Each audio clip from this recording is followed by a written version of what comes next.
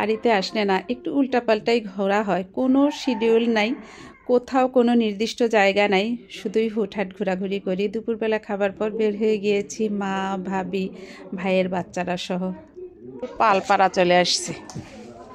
এটা সব চিতই পিঠার শ্বাস তো না, এগুলো এখানে যেগুলো আছে সব চিতই পিঠার, এর ভিতরে আছে।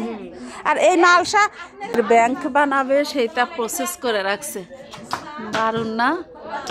এগুলার কারিগরদের আসলে কত কষ্ট আমরা সেটা বুঝি না। আর এই যে বড় বড় কুলা, আমরা এটা কুলাই বলি, এগুলা চুলার থেকে উঠাচ্ছেন এখন।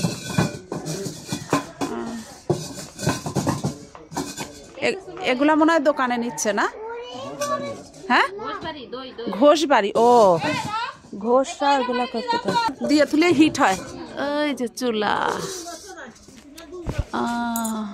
কি দিয়ে জাল দেয় চুলার মধ্যে? বড় কাঠখড়ি।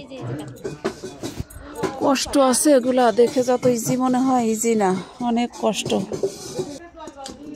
দেখি এটা কেমন। ও এই যে দই রাখে এগুলাতে, দেখেছো আম্মু? মা দেখেছ কিভাবে মাটির জিনিস তৈরি হয়? পালবাড়ি আসছি। এদিকে আমার কটা বান্ধবী ছিল, কিন্তু ওদের তো বাপ চাচাদের নাম জানি না। খরচও তো অনেক। হ্যাঁ, এই মাটি এই যে সেকে এরকম করে রাখছে।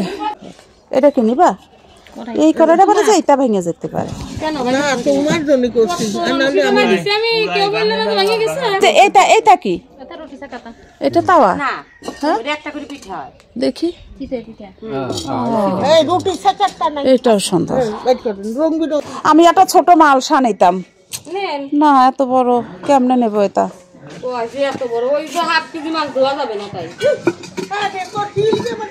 দেখি মালসা একটা লাগতো রে। এই মালসাটা ঢাকায় পাওয়া যায় না। এই কুলাগুলা বানায় রাখছে, তো মনে হচ্ছে কাঁচা। হ্যাঁ, এগুলা পুরায় নাই। ওই যে ওইটা ভাঙা নাকি? ওইটা কি ভাঙা? ওই যে ভিতরে এই দুইটা নিচ্ছ? আপনার স্টোর কি ওর উপরে? প্লেট গুলা সুন্দর, এটাও সুন্দর।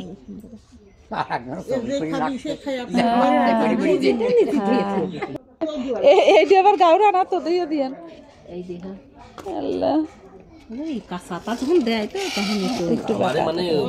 আচ্ছা সমান দেখে, সমান দেখে ওইটা দুইটা দেন, ওইটা দুইটা দেন, দুইটা দেন।